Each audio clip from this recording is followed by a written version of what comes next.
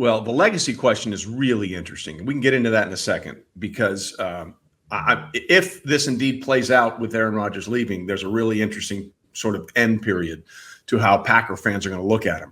Here's what I know. As Tony said, the Jets have been all in for a while, and I tweeted it out on Monday night about 7:30 my time, I guess 12:30 East Coast time, and I woke up the next morning. I was like, oh, okay.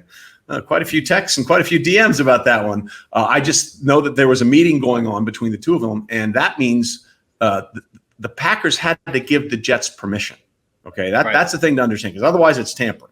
Okay, so and whether it's legal tampering or illegal tampering, it's tampering. Okay, so they had to get permission from the Jets for the Packers to do that.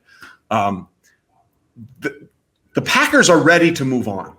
Okay. They just are trying to do this, as Tony said, in some way that seems respectful to Aaron Rodgers for the 15 years that he's been there as their starting quarterback. Everyone is contingent upon one thing. What does Aaron want to do? Does he want to retire? I don't think he wants to retire. Does he want to go back to Green Bay? I don't think he wants to go back to Green Bay, and I'm damn sure that the Packers don't want him back in Green Bay. Remember, it's just a year ago where they said, whatever you need. You're the two-time MVP. You got us the number one seed again, even though we effed it up in the playoffs in the snow at home against the 49ers. Whatever you need, you'll get done. So they gave him that massive deal, right? That massive deal ends up costing them Davante Adams. Let's just be clear about that. That's why Davante Adams was traded, because of the money that Aaron Rodgers got. So now, after that cost them Davante Adams, Aaron Rodgers leaves potentially after that season. How does your Packer fan base feel about Aaron Rodgers' legacy then? Because your decision to demand that contract, which he had every right to do after his performance and the way he's played, cost them Davante Adams. And the very next year, it cost you Aaron Rodgers. And what do you get for it?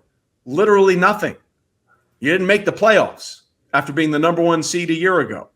I have to imagine that's going to leave a bitter taste in a lot of Packer fans' mouths about the end and as you mentioned, the legacy of Aaron Rodgers. But all this is about one person and one person only. What the hell Aaron wants to do, right? And the Jets have sort of been slow playing this thing because they thought they had potential Derek Carr as a backup, as Tony said. Well, now they don't. So now the Jets are in full, like, we got to get this bleep done. You need to tell us what you want to do. We need to know, because if they're not going to get Aaron Rodgers, do they do the Jimmy Garoppolo thing? Do they potentially look at Lamar Jackson, 26 versus 39? Okay. And so all of this, as it has been for 3 off seasons in a row, is about one person. It's about one dude, Aaron Rodgers. And he needs to fish or cut bait, for lack of a better term, for the benefit of the Packers, for the benefit of Packer fans, for the benefit of the Jets, and for the benefit of other teams knowing what the hell we're trying to do at the quarterback position. It's all about this one guy yet again.